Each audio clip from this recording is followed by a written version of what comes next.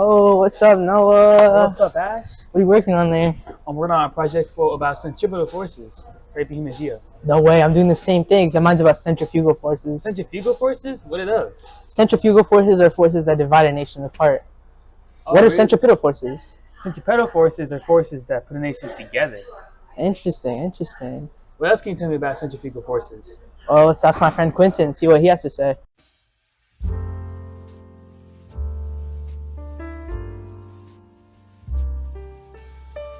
So, let's look at centrifugal forces. Centrifugal forces are forces otherwise known as factors that actively drive people apart and divide them. In some cases, once they get bad enough, it can lead to a phenomenon called balkanization. Balkanization is the instance in which a state is broken up into various other states for various reasons. These reasons can either be political, like various political parties in a state, such as the Democrats and Republicans in the United States, social, like the denominations between religions, or they can even be for economic reasons, where certain parts of a state are richer than others. We can see these examples work out here, as Ash explains. Gosh darn it.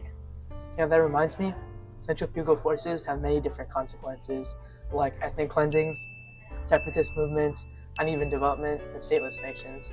Ethnic cleansing is the act of exterminating a homogeneous group of people by using force or intimidation, oftentimes by killing. For example, the Hmong people have been ethnically cleansed by China because they did not convert to Chinese anti-religious ways. In separatist movements, political campaigns of a homogeneous population inside of a state to separate from itself from the state, in other words, gaining its autonomy as a recognized country. Examples include the Basque from Spain, Catalonia from Spain, particularly from economic reasons like Hong Kong from China and Tibet from China. Stateless nations are when an ethnicity has the want to govern themselves, however is unable to gain autonomy over the region that they reside in and is recognized by other countries. To expand, we can also look at the social and political factors that represent centrifugal forces.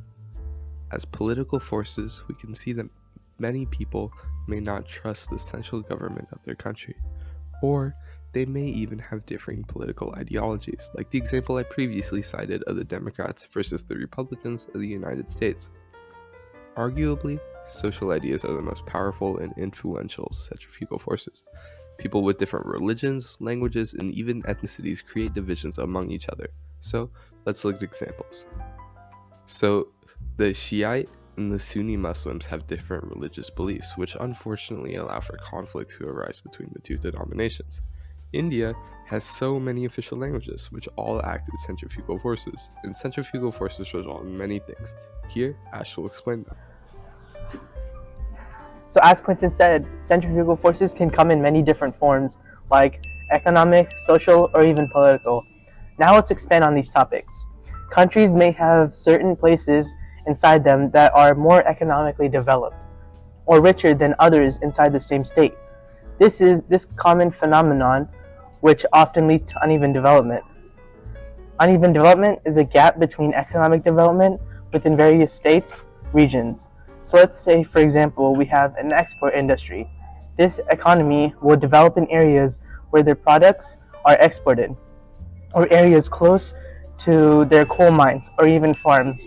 This leads to other areas in the region being relatively underdeveloped compared to the coal mines or in the farms. Centripetal forces are forces or factors that can drive state together and often promote patriotism for a country or even nationalism. Centripetal forces can become so strong that they can unite a state together. These can serve various benefits such as the ease of traveling in that country, the consistent environmental laws, and the consistent judicial system from territory to territory. Centripetal forces can lead to unified government, which can benefit the people inside the state. The government itself, as they will act more as a team rather than divisions of like political parties. which are very prevalent in the United States. Adding on to what Jordan said, centripetal forces can occur in the same way that centrifugal forces can occur, which means that they can occur in political ways, economic ways, and social ways.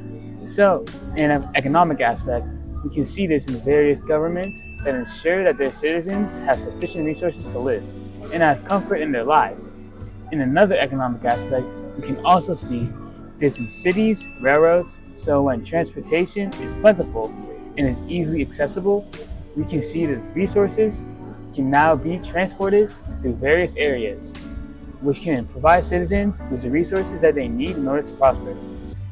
As for cultural centripetal forces, they are often referred to as the most powerful force that can unite a place together.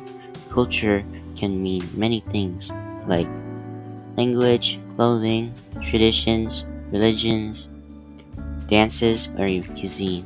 To expand on religion, we can see various different religious spaces like mosques for Islam, synagogues for Judaism, and churches for Christianity.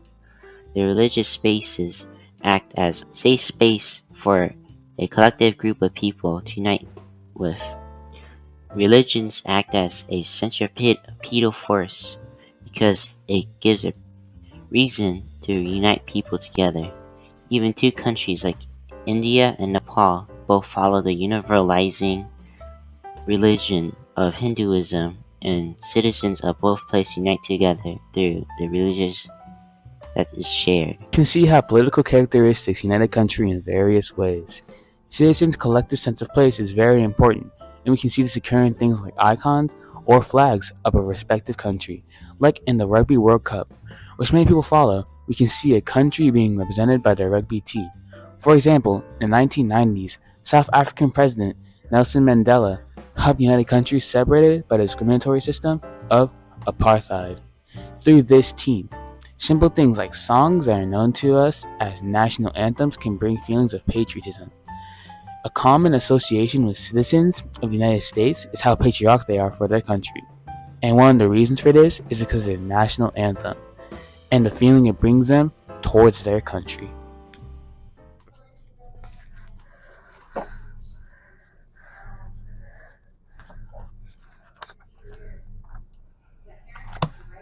Yo, what's up, Ash? What's up, Noah? Your teachings of centrifugal forces really helped me out, man. You and Quentin really know a lot about that. Yeah, appreciate it, man. Thank you for teaching me about centripetal forces. Really helped me out. Trying to get something to eat now? Yeah, let's head out.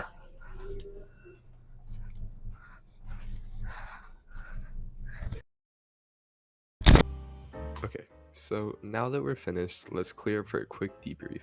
Centrifugal forces are forces that drive a country apart. Usually these can be through economic, cultural, or political factors. The same things can be said about centripetal forces. However, rather than dividing a country, they bring citizens of a respective place closer together.